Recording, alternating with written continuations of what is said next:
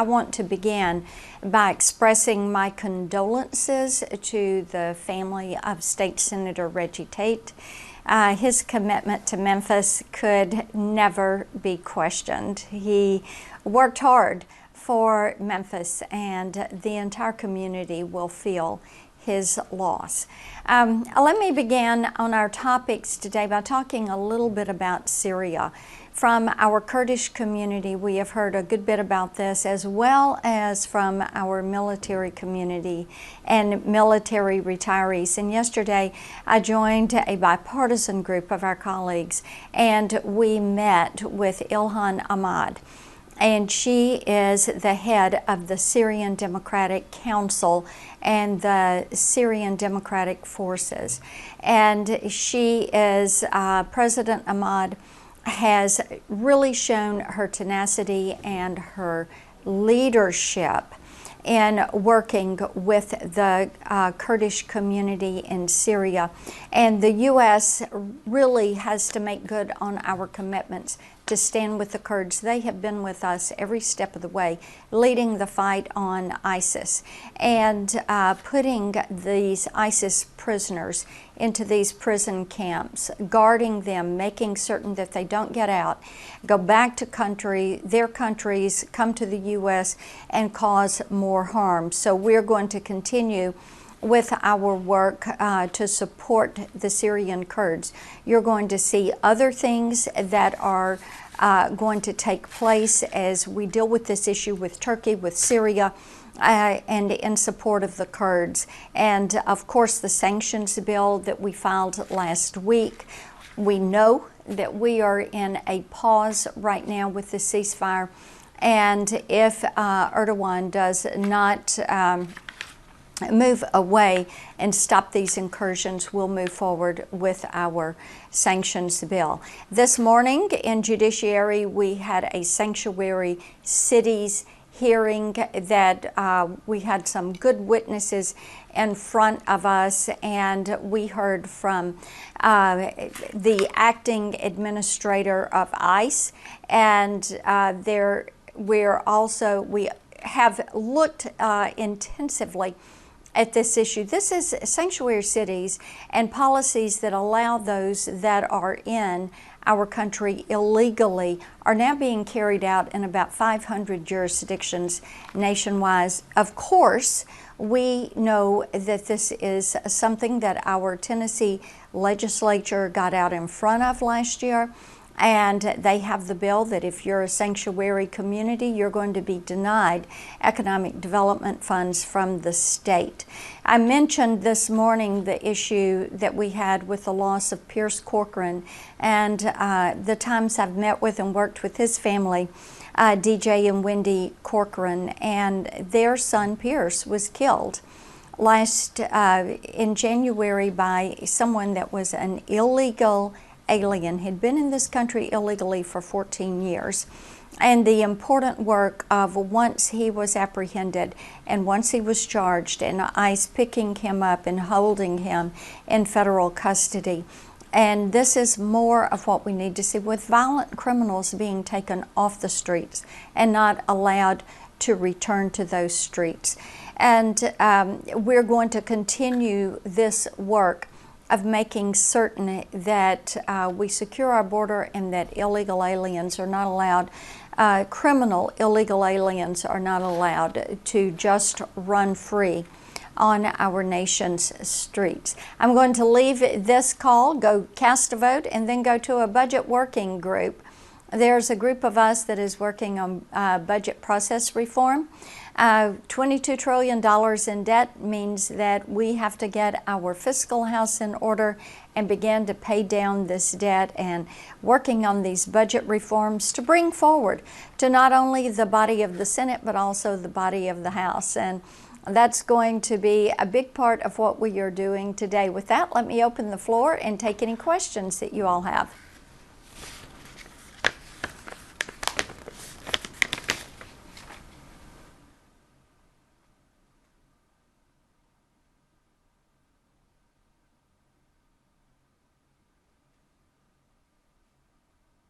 I'm fine.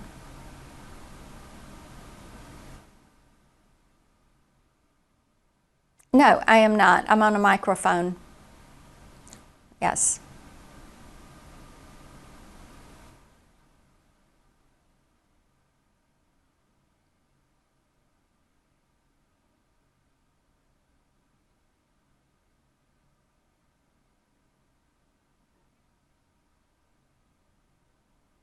It's not a terminology that I would have used. It is not a terminology that I would have used.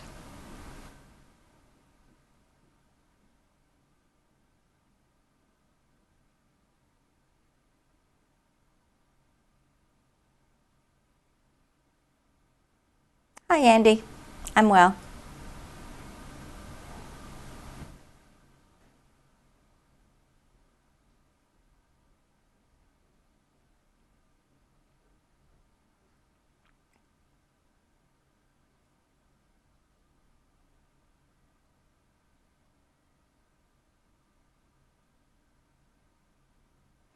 Andy, there are a series of things that are objectives.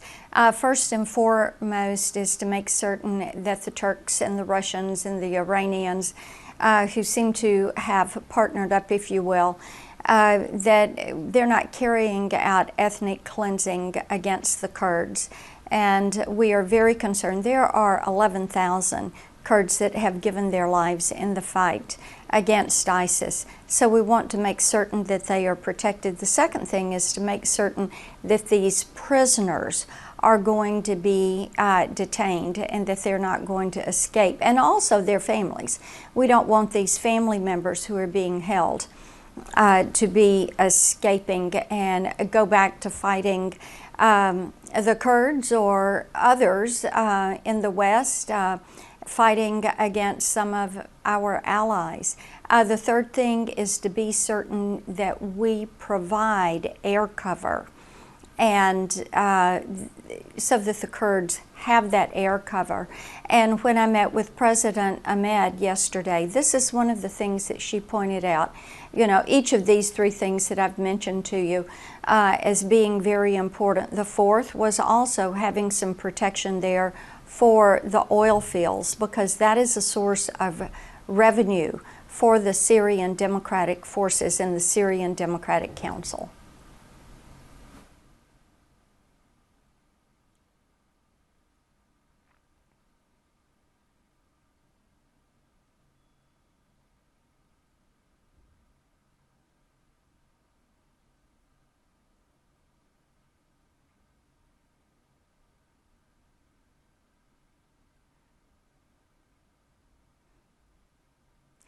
It is most likely a good decision to choose a neutral location for that meeting.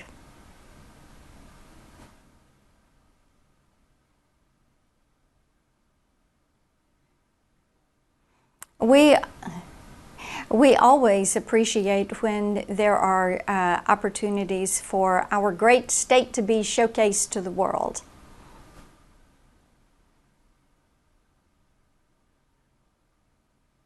I have no insight into that at all. Mm-hmm.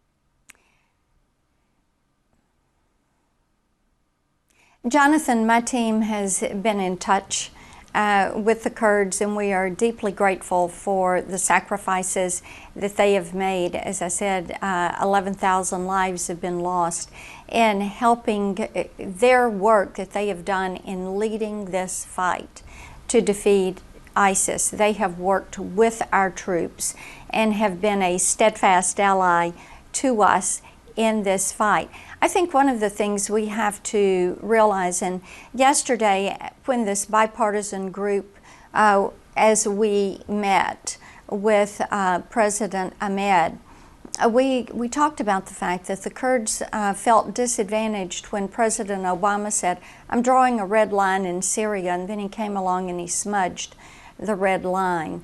And now this is of tremendous concern to them. They are grateful for the $50 million of humanitarian aid.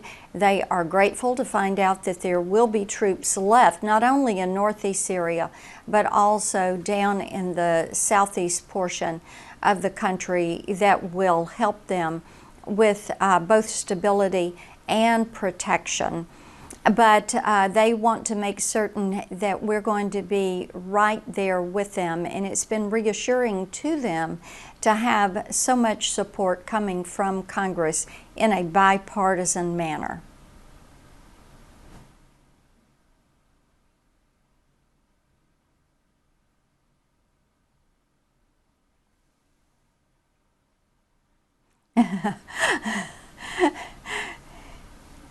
Yeah.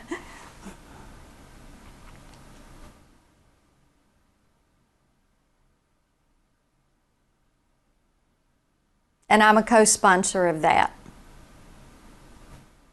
Yeah.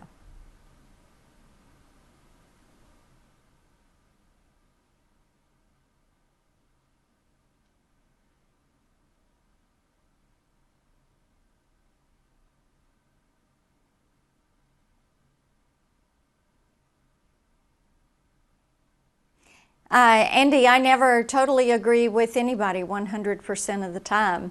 But I will tell you that I have supported, and I'm a co-sponsor of the sanctions bill. I think that for Erdogan to know that we are serious about these sanctions, that there will be sanctions on him, on those that are driving this policy with Turkey, on that country, on people that are doing business with Turkey.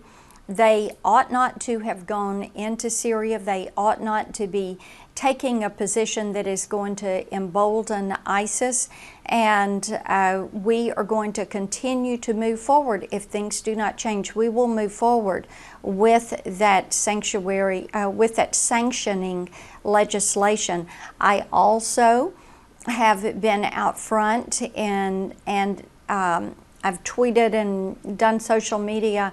I do believe that we should rescind the invitation to Erdogan to come to Washington to meet with our congressional leaders and the president until their behavior changes. Thank you. Thank you all.